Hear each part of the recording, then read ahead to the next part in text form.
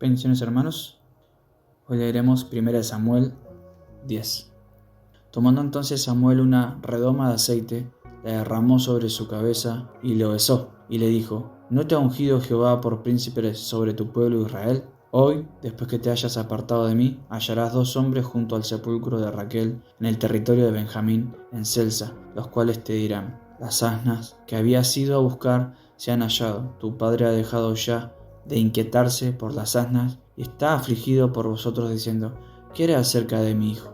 Luego que de allí siga más adelante y llegues a la encina de Tabor, te saldrán al encuentro 3 hombres que suben a Dios en Betel, llevando unos 3 cabritos, otros 3 tortas de pan, y el tercero una vasija de vino, los cuales, luego que te hayan saludado, te darán 2 panes, los que tomarás de mano de ellos. Después de esto llegarás al collado de Dios, donde está la guarnición de los filisteos, y cuando entres allá en la ciudad te encontrarás una compañía de profetas que desciende del lugar alto, y delante de ellos salterio, pandero, flauta y arpa, y ellos profetizando.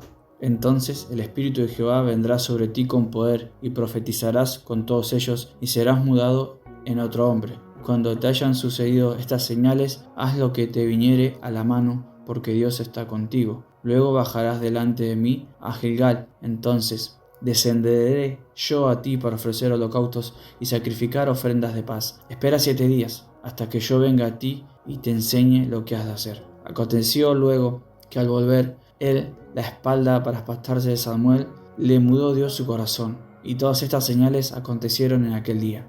Y cuando llegaron allá al collado, he aquí la compañía de los profetas que venía a encontrarse con él, y el Espíritu de Dios vino sobre él con poder, y profetizó entre ellos. Y aconteció que, cuando todos los que le conocían antes vinieron, que profetizaba con los profetas, el pueblo decía el uno al otro: ¿qué le ha sucedido al hijo de Cis? ¿Saúl también entre los profetas? Y alguno de allí respondió diciendo: ¿y quién es el padre de ellos? Por esta causa se hizo proverbio: ¿también Saúl entre los profetas? Y cesó de profetizar y llegó a un lugar alto. Un tío de Saúl dijo a él y a su criado: ¿a dónde fuiste? Y él respondió: a buscar las asnas, y como vimos que no aparecían, fuimos a Samuel. Dijo el tío de Saúl: yo te ruego me declares qué os dijo Samuel. Y Saúl respondió a su tío: nos declaró expresadamente que las asnas habían sido halladas, mas del asunto del reino de que Samuel le había hablado, no le descubrió nada. Después Samuel convocó al pueblo delante de Jehová en Mizpa, y dijo a los hijos de Israel: así ha dicho Jehová, el Dios de Israel: yo saqué a Israel de Egipto, y os libré de mano de los egipcios, y de la mano de todos los reinos que os afligieron. Pero vosotros habéis desechado hoy a vuestro Dios, que os guarda de todas vuestras aflicciones y angustias, y habéis dicho: no, sino pon rey sobre nosotros. Ahora pues, presentaos delante de Jehová por vuestras tribus y por vuestros millares. Y haciendo Samuel que se acercasen todas las tribus de Israel, fue tomada la tribu de Benjamín. E hizo llegar a la tribu de Benjamín por sus familias, y fue tomado la familia de Matri, y de ella fue tomado Saúl, hijo de Cis. Y le buscaron, pero no fue hallado. Preguntaron pues otra vez a Jehová si aún no había venido allí aquel varón. Y respondió Jehová: he aquí el que está escondido entre el bagaje. Entonces corrieron y los trajeron de allí, y puesto en medio del pueblo desde los hombres arriba, era más alto que todo el pueblo. Y Samuel dijo a todo el pueblo: ¿habéis visto al que ha elegido Jehová, que no hay semejante a él en todo el pueblo? Entonces el pueblo clamó con alegría, diciendo: ¡viva el rey! Samuel recitó luego al pueblo las leyes del reino, y las escribió en un libro, el cual guardó delante de Jehová. Y envió Samuel a todo el pueblo, cada uno a su casa. Saúl también se fue a su casa en Gaba, y fueron con él los hombres de guerra, cuyos corazones Dios había tocado. Pero algunos perversos dijeron: ¿cómo nos ha de salvar este? Y le tuvieron en poco, y no le trajeron presente, mas él disimuló. Continuamos con Romanos 8. Viviendo en el Espíritu. Ahora pues, ninguna condenación hay para aquel que está en Cristo Jesús, los que no andan conforme a la carne, sino conforme al Espíritu. Porque la ley del Espíritu de vida en Cristo Jesús me ha librado de la ley del pecado y de la muerte. porque lo que era imposible para la ley, por cuanto era débil por la carne, Dios, enviando a su Hijo en semejanza de carne de pecado, y a causa del pecado, condenó al pecado en la carne, para que la justicia de la ley se cumpliese en nosotros, que no andamos conforme a la carne, sino conforme al Espíritu. Porque los que son de la carne piensan en las cosas de la carne, pero los que son del Espíritu en las cosas del Espíritu. Porque el ocuparse de la carne es muerte, pero el ocuparse del Espíritu es vida y paz. Por cuanto los designios de la carne son enemistad contra Dios, porque no se sujetan a la ley de Dios ni tampoco pueden. Y los que viven según la carne no pueden agradar a Dios. Mas vosotros no vivís según la carne, sino según el Espíritu, si es que el Espíritu de Dios mora en vosotros. Y si alguno no tiene el Espíritu de Cristo, no es de él. Pero si Cristo está en vosotros, el cuerpo en verdad está muerto a causa del pecado, mas el Espíritu vive a causa de la justicia. Y si el Espíritu de aquel que levantó de los muertos a Jesús mora en vosotros, el que levantó de los muertos a Cristo Jesús vivificará también vuestros cuerpos mortales por su Espíritu que mora en vosotros. Así que, hermanos, deudores somos, no a la carne, para que vivamos conforme a la carne, porque si vivís conforme a la carne,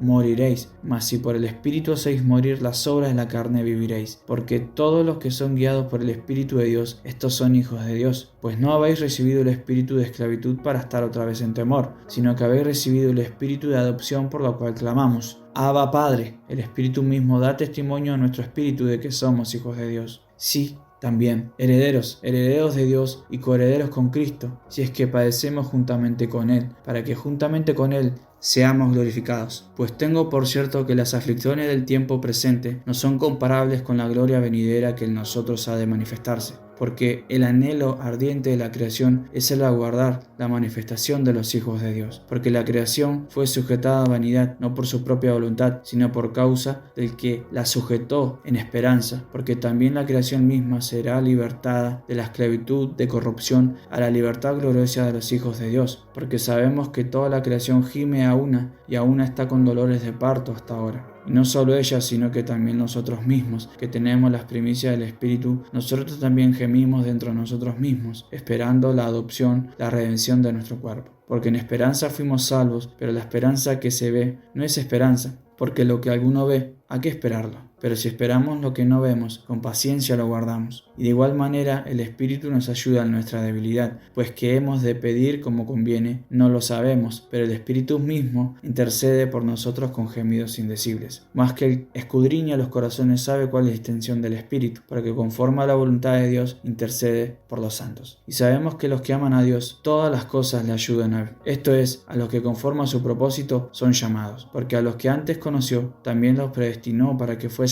hechos hijos conforme a la imagen de su Hijo, para que Él sea el primogénito entre muchos hermanos. Y a los que predestinó, a estos también llamó, y a los que llamó, a estos también justificó, y a los que justificó, a estos también glorificó. ¿Qué pues diremos a esto? Si Dios es por nosotros, ¿quién contra nosotros? El que no escatimó ni a su propio Hijo, sino que lo entregó por todos nosotros, ¿cómo no nos dará también todas las cosas? ¿Quién acusará a los escogidos de Dios? Dios es el que justificará. ¿Quién es el que condenará? Cristo es el que murió, más aún, el que también resucitó, el que además está a la diestra de Dios, el que también intercede por nosotros. ¿Quién nos separará del amor de Cristo? ¿Tribulación, o angustia, o persecución, o hambre, o desnudez, o peligro, o espada? Como está escrito: por causa de ti somos muertos todo el tiempo. Somos contados como ovejas de matadero. Antes, en todas estas cosas somos más que vencedores por medio de aquel que nos amó, por lo cual estoy seguro de que ni la vida ni la muerte, ni ángeles, ni principados, ni potestades, ni lo presente, ni lo porvenir, ni lo alto, ni lo profundo, ni ninguna otra cosa creada nos podrá separar del amor de Dios que es en Cristo Jesús, Señor nuestro. Hasta ahí la lectura de hoy. Bendiciones.